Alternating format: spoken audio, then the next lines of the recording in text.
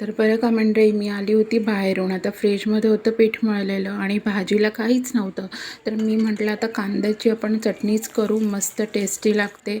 म्हणून मी तेल घेतलं, त्यात कढीपत्ता टाकली, मोहरी टाकली आणि कांदे बारीक बारीक कापले आणि ते टाकले. चांगले तेलात परतवले आणि मग त्याच्यामध्ये मीठ टाकलं, चवीनुसार हळद टाकलं, मिरची पावडर टाकलं आणि थोडंसं गरम मसाला टाकून ते चांगलं परतवलं. करपवून द्यायचं नाही, छान त्याला परतवायचं आणि मग त्याच्यावर मस्त कोथिंबीर टाकायची. कांदा ना सुक्का होऊन द्यायचं नाही, असं चटणीसारखं खूप छान लागतं. आता ही कोथिंबीर टाकल्यावर मी 2च मिनटं फक्त ते झाकून ठेवलं आणि 2 मिनटानंतर आपली जी कांद्याची चटणी होते ना, ती भाजी नसेल ना जेव्हा, तेव्हा तुम्ही ही नक्की करा. चपातीबरोबर खूप छान लागते आणि एकदम इन्स्टंट आहे आपल्याला.